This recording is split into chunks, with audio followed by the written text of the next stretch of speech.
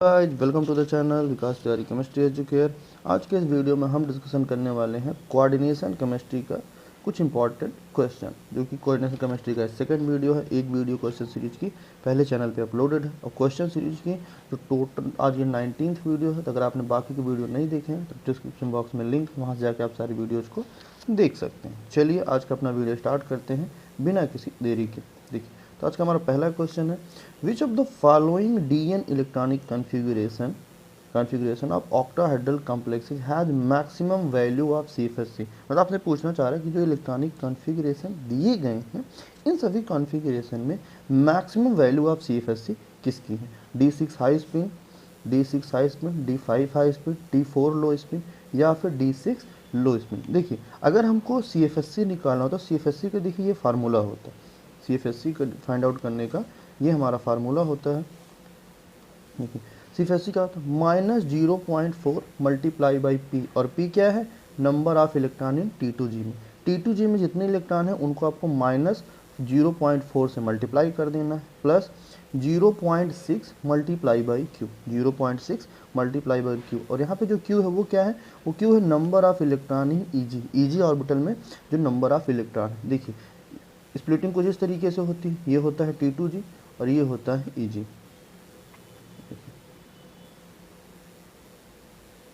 T2G और ये क्या होता है? ये होता है EG। इनके बीच का जो डिफरेंस होता है वो क्या होता है? डेलो, यानी कि 1 होता है। और देखिए, इसमें आप एक ट्रिक से याद रख सकते हैं, जिधर 3 है यानी कि इधर 6 इलेक्ट्रॉन आते हैं, इधर आपको 0.4 से मल्टीप्लाई करना है, और इधर पे 4 इलेक्ट्रॉन आते हैं, मतलब दोनों का रिवर्स कर देना है। EG वाले इलेक्ट्रॉन में आपको 0.6 से मल्टीप्लाई करना है और T2G वाले में 0.4 से। अब देखिए, ये बैरी सेंटर के नीचे आता है, T2G बैरी सेंटर के नीचे आता है इसलिए इसमें माइनस लगा देते हैं, और 0.4 बैरी सेंटर के ऊपर आता है इसलिए इसमें प्लस लगा दें। अब याद करने के लिए ऐसे याद कर सकते हैं। बाकी फार्मूला आपका यही है कि CFSC निकालने के लिए -0.4 multiply by P plus 0.6 into Q। और P क्या है? Number of electron in T2G, और Q क्या है? Number of electron in EG। चलिए अपने क्वेश्चन पर वापस आते हैं। देखिए, क्वेश्चन हमारे बोला गया है कि D6 high spin. D6 high spin का मतलब क्या होगा? जब भी कोई भी लिगैंड हाई स्पिन होता है तो उस मतलब जब हाई स्पिन में होता है कोई भी कॉम्प्लेक्स, तो इसका मतलब ये है कि उसमें लिगैंड क्या है? Weak field. और जब वीक फील्ड होता है तो पेयरिंग नहीं होती, पहले इलेक्ट्रॉन की कंप्लीट फिलिंग होती है। देखिए, इसमें D6 हाई स्पिन दिया है तो ये कुछ इस तरीके से होगा। ये कुछ इस तरीके से इसमें फिलिंग होगी, और जब इस तरीके से फिलिंग होगी तो अब इसका जब हम CFSC निकालेंगे, देखिए नीचे कितने हैं? 4 हैं, तो -0.4 मल्टीप्लाई बाई 4 प्लस ऊपर है 4 तो 0.6 T2G में है 4। देखिए नीचे क्या आ गया? सॉरी, ऊपर सिर्फ 2 इलेक्ट्रॉन है। ऊपर कितने इलेक्ट्रॉन है? 2 इलेक्ट्रॉन है। देखिए 4 4 जा 16 -1.6 प्लस 1.2। आपका आंसर कितना आ गया? आंसर आ जाएगा -0.4। कितना आ गया? -0.4। यानी कि हमारा जो पहले का इसका जो आंसर आया है वो आया है -0.4। नेक्स्ट का देख लेते हैं, D5 high spin. D5 high spin का मतलब क्या है कि इसमें भी जो हमारी पेयरिंग होगी, पेयरिंग नहीं होगी। डी हाई स्पिन का मतलब होता है वीक फील्ड लिगेंड, इसमें पेयरिंग ना होके पहले इलेक्ट्रॉन की फिलिंग होगी, एक एक इलेक्ट्रॉन की फिलिंग होगी सारी ऑर्बिटल्स में। देखिए कुछ इस तरीके से।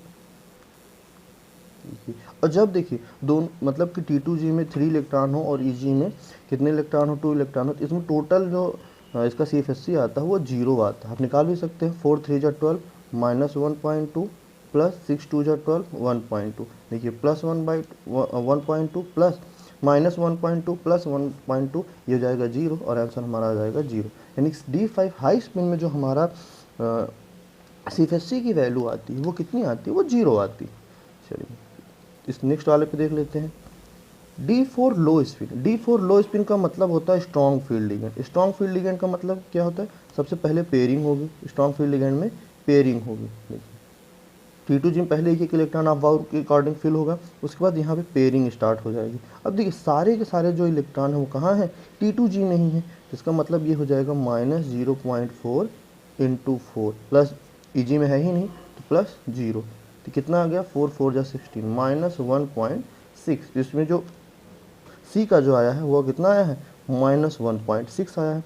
अब देखिए डी वाले में दिया D6 लो स्पिन, D6 लो स्पिन का मतलब ये कुछ इस तरीके से फीलिंग हो जाएगी, मतलब जो 6 के 6 इलेक्ट्रॉन है वो कहाँ होंगे, T2G में ही होंगे। तो यहाँ पे देखो जो 4 हमने किया था इसको इरेज करके हम यहाँ पे 6 से मल्टीप्लाई कर देंगे, 6 से मल्टीप्लाई कर देंगे, हमारा जो आंसर आ जाएगा वो आंसर क्या आ जाएगा, -2.4। तो इसकी वैल्यू आ गई -2.4। तो इसका मतलब हमारा जो हाईएस्ट, मतलब जो हाईएस्ट CFSC आई, मैक्सिमम वैल्यू आई CFSC की, वो किसके लिए आई है, वो आई है डी के लिए। इसके लिए आई है डी के लिए -2.4। तो आप ये बस ये वाला फार्मूला याद रखिएगा, इस फार्मूले से आप आसानी से किसी भी कॉम्प्लेक्स का CFSC वैल्यू निकाल सकते हैं। चलिए नेक्स्ट क्वेश्चन की तरफ चलते हैं।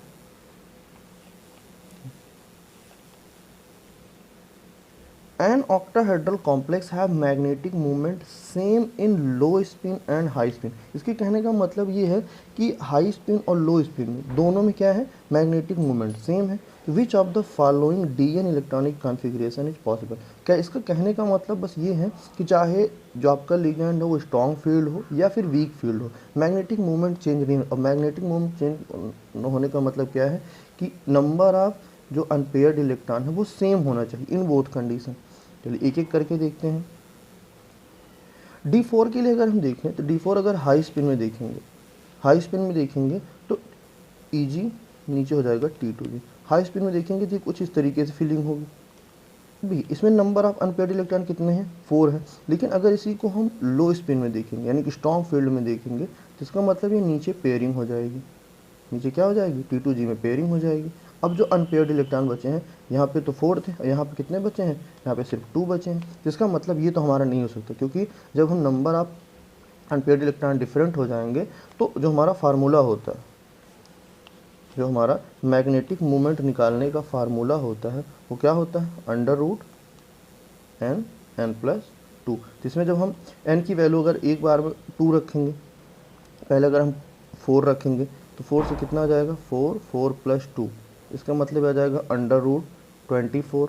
वहीं अगर हम 2 रख देंगे तो √2, 2 + 2 ये कुछ आ जाएगा √8। यानी कि अगर आप number of unpaired electron different हो जाते हैं तो डिफरेंट होने पर लो स्पिन हाई स्पिन में मैग्नेटिक मोमेंट भी डिफरेंट ही आता है। यानी कि हमारे पहला वाला ऑप्शन तो नहीं हो सकता। चलिए सेकंड में देखते हैं D5। सेकंड में देखते हैं D5 अगर हाई स्पिन होगा तो क्या होगा, देखिए हाई स्पिन का मतलब होगा पेयरिंग नहीं होगी, पहले T2G और EG में एक एक इलेक्ट्रॉन की फीलिंग होंगी ऑफ बाउ के अकॉर्डिंग, जैसे कि एक एक इलेक्ट्रॉन की फीलिंग होती है। लेकिन लो स्पिन में क्या होगा, लो स्पिन मतलब हाई स्ट्रॉन्ग फील्ड लिगेंड, तो इसमें पहले पेयरिंग हो जाएगी। 5 इलेक्ट्रॉन की पेयरिंग है, तो यहाँ पर देखिए नंबर ऑफ अनपेयर्ड इलेक्ट्रॉन कितने हैं, 5 है, और यहाँ पे ओनली 1 है। तो इसका भी जो मैग्नेटिक मोमेंट होगा लो स्पिन और हाई स्पिन में डिफरेंट हो जाएगा। यानी हमारा ये बी वाला भी नहीं हो सकता, ये भी हमारा नहीं हो सकता। चलिए अब हम देखते हैं D6 की। देखिए D6 की जब बात करेंगे तो हाई स्पिन में पहले एक इलेक्ट्रॉन की फीलिंग होगी, उसके बाद पेयरिंग होगी कुछ इस तरीके से। लेकिन जब आप लो स्पिन में जाते हो, लो स्पिन यानी स्ट्रॉन्ग फील्ड में जाते हो, तो T2G में कंप्लीट पेयरिंग हो जाती है। अब आप देख पा रहे होंगे यहाँ पे नंबर ऑफ अनपेयर्ड इलेक्ट्रॉन कितने हैं, 4 हैं, यहाँ पर नंबर ऑफ अनपेयर्ड इलेक्ट्रॉन कितने हैं, 0 हैं। यानी कि हमारा इसमें भी मैग्नेटिक मोमेंट लो स्पिन और हाई स्पिन में डिफरेंट आएगा। तो हमारा ये सी वाला ऑप्शन भी रॉन्ग हो गया। चलिए हम देखते हैं D3। देखिए D3 में चाहे स्ट्रॉन्ग फील्ड हो चाहे वीक फील्ड हो, पहले T2G में 1 इलेक्ट्रॉन कंप्लीट होते हैं, हाई स्पिन लो स्पिन। अब अगर इसमें हम देखें तो एक एक इलेक्ट्रॉन की पहले फिलिंग करते हैं। ये रहा हमारा T2G और ये रहा EG। लो स्पिन में T2G EG, तो पहले एक एक इलेक्ट्रॉन की फिलिंग तो कंपलसरी है।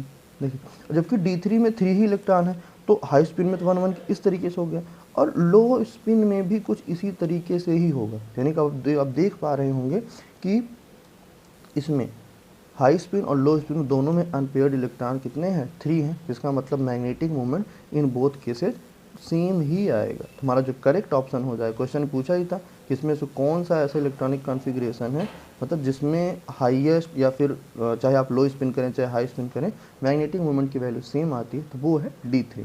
तो देखिए आप इसको ऐसे भी याद रख सकते हैं, D1 D2 D3, इसके बाद D8, D9। ये जो होते हैं इनका मैग्नेटिक मूवमेंट, इनका जो मैग्नेटिक मूवमेंट होता है एवरी कंडीशन में सेम होता है, चाहे आपका लिगेंड स्ट्रॉन्ग फील्ड हो, वीक फील्ड हो, कॉम्प्लेक्स लो स्पिन हो, हाई स्पिन हो, इनके जो मैग्नेटिक मूवमेंट होते हैं ये एवरी कंडीशन में क्या होते हैं, सेम ही होते हैं। चलिए हम बढ़ते हैं अपने नेक्स्ट क्वेश्चन की तरफ। विच of the following increasing order of 10 DQ, increasing order of 10 DQ correct for the chromium complex. Chromium complex के लिए जो 10 DQ यानी कि आपसे ये पूछना चाह रहा है CFSC की, मतलब कि CFSC का ऑर्डर क्या होगा। ठीक, तो देखिए 10 DQ क्या होता है, जो EG और T2G को हम सेपरेट करते हैं। देखिए इसको जो सेपरेट करते हैं इसको आप तो डेल O बोलते हो या फिर आप बोलते हो 10 DQ, या फिर आप क्या बोलते हो 10 DQ बोलते हो। अब देखिए इसमें सभी जो हमारा क्रोमियम है वो +3 ऑक्सीडेशन स्टेट में है। क्रोमियम +3 ऑक्सीडेशन स्टेट का मतलब, +3 ऑक्सीडेशन स्टेट का मतलब कि वो क्या है D3 स्टेट में है, यानी कि सब D3 में है। क्रोमियम कितना है +3 में है, तो इसका मतलब सब D3 में, यानी इससे तो हम नहीं निकाल सकते। अब हम निकालते हैं कि हमारा जो लिगेंड है वो स्ट्रॉन्ग फील्ड है या वीक फील्ड है।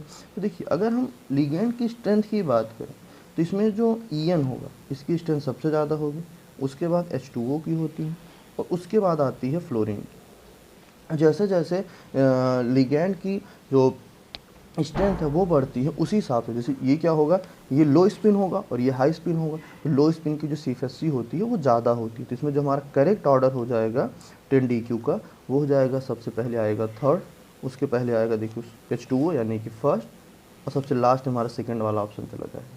यानी इसके अकॉर्डिंग हमारा कौन सा ऑप्शन करेक्ट है, तो वो हमारा ऑप्शन करेक्ट है B वाला। देखिए अब ये आप याद रखिए कि जो CFSC होती है वो लिगेंड की स्ट्रेंथ पे डिपेंड करती है। अगर लिगेंड की स्ट्रेंथ यानी कि वो स्ट्रॉन्ग फील्ड होते हैं, उनको मतलब मोर स्ट्रॉन्ग फील्ड होंगे, यानी लो स्पिन जितना ज़्यादा होंगे, तो उनकी जो CFSC की वैल्यू होती है वो इंक्रीज करती जाती है, क्योंकि पेयरिंग होने लगती है T2G में, तो इसलिए बस उनकी जो CFSC है वो इंक्रीज करने लगती है। चलिए नेक्स्ट क्वेश्चन की तरफ चलते हैं।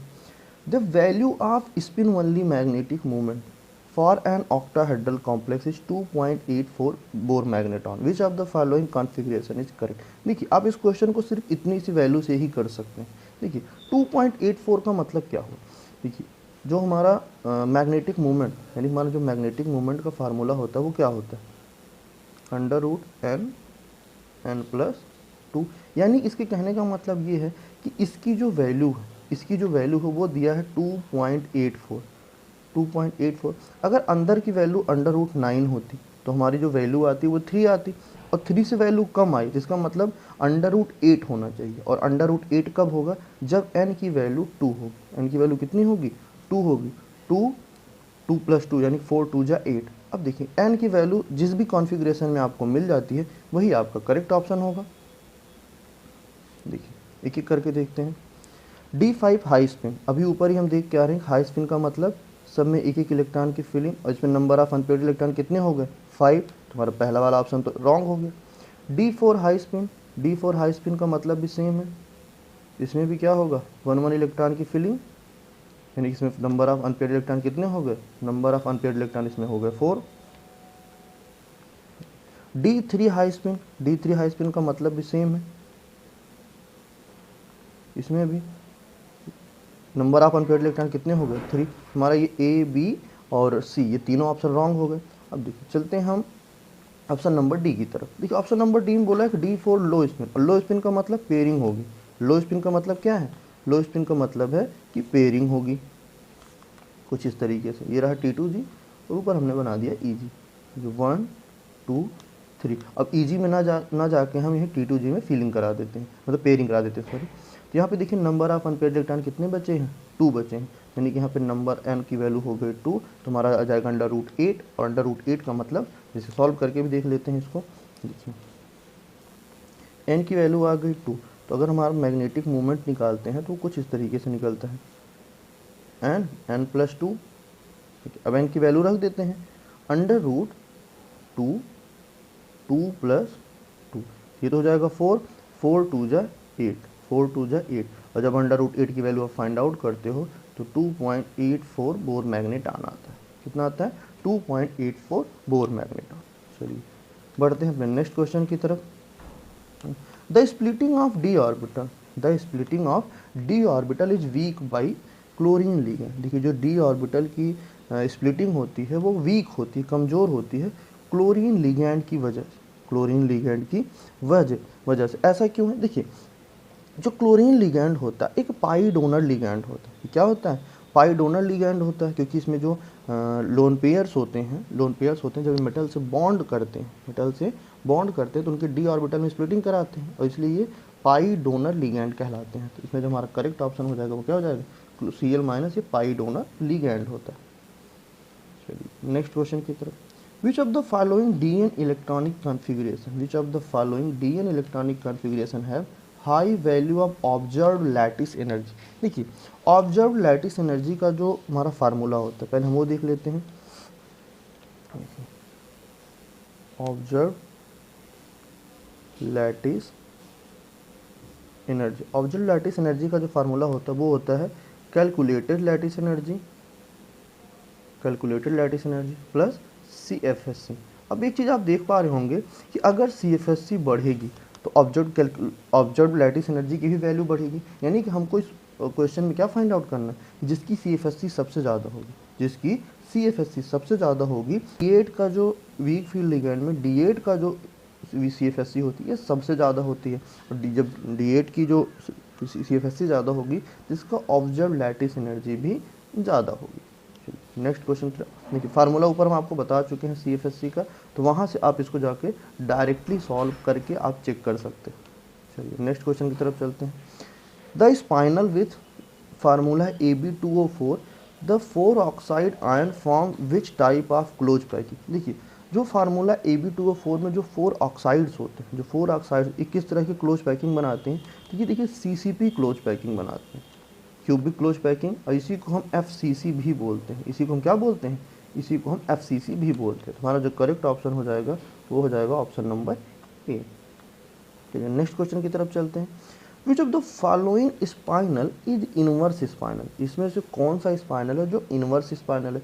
देखिए एक बहुत ही ईजी तरीका है इसको सॉल्व करने का, और वो ये है कि देखिए जब भी कोई स्पाइनल होता है, सपोज करिए एक Fe3O4 ये एक स्पाइनल, Fe3O4 ये एक स्पाइनल है। एक सेकेंड,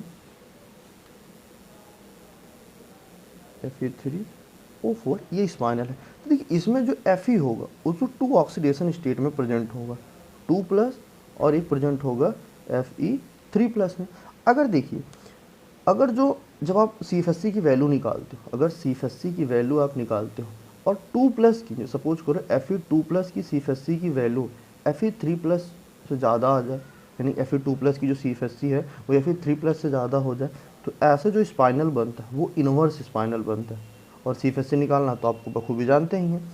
लेकिन अगर इसी में रिवर्स हो जाए, Fe3+ का जो CFSC हो वो Fe2+ से ज़्यादा हो जाए, तो ऐसी कंडीशन में नॉर्मल स्पाइनल बनता है। कैसे स्पाइनल बनता है? नॉर्मल स्पाइनल बनता है। तो चलिए एक हम करके देख लेते हैं। पहला है हमारा Fe3O4, तो Fe2+ का मतलब देखिए Fe2+ का मतलब D6 इलेक्ट्रॉनिक कॉन्फ़िगरेशन, Fe2 का मतलब D6 इलेक्ट्रॉनिक कॉन्फ़िगरेशन, और D6 इलेक्ट्रॉनिक कॉन्फ़िगरेशन मतलब, और ऊपर से देखिए अब इसमें हम फिलिंग कराते हैं कुछ इस तरीके से 2 3 4 5 6। तो इसका जो इलेक्ट्रॉनिक हमारा जो इसमें जो हमारा CFSC की वैल्यू आ जाएगी वो कितनी आ जाएगी? CFSC की वैल्यू कुछ इस तरीके से हम निकालते हैं, CFSE equal to -0.4 multiply by कितने इलेक्ट्रॉन T2J में 4 प्लस 0.6 मल्टीप्लाई बाई ऊपर कितने हैं 2 हैं। नीचे हमने जब हमने सॉल्व किया इसको तो हमारा आ जाएगा -1.6 प्लस 1.2, क्या आ गया 1.2। हमारा जो फाइनल आंसर आ जाएगा, फाइनल आंसर क्या आ जाएगा -0.4। ये हमने किसका निकाला? Fe2+ का निकाला। अब Fe3+ का निकाल लेते हैं। Fe3+ का मतलब D5 सिस्टम, Fe3+ का मतलब क्या हो गया D5 सिस्टम, और जब D5 सिस्टम को T2G और EG में हम स्प्लिट करके इलेक्ट्रॉन की फिलिंग करते हैं तो वो कुछ इस तरीके से आता है। ऑक्सीजन हाई स्पिन होता है। तो देखिए यहाँ पे जो हम CFSC की वैल्यू आ जाएगी, CFSC की वैल्यू आ जाएगी, वो कितनी आ जाएगी, वो आ जाएगी 0। तो आप एक चीज़ देख रहे हैं कि Fe2+ का जो CFSC है वो Fe3+ की CFSC से ज़्यादा है। तो इसका मतलब ये कैसा स्पाइनल होगा, ये इनवर्स स्पाइनल होगा हमारा। जहाँ पे देखो जो करेक्ट आंसर हो गया उसमें इनवर्स स्पाइनल ही पूछा था, तो करेक्ट आंसर तो हमारा ए हो गया। लेकिन ये बाकी भी आप खुद चेक करके देखेंगे, CO+2+3, Ni+ और Cr3+, Mg+, Cr2 3+, इनमें देखेंगे आप जैसे Mg पर 2+ होगा,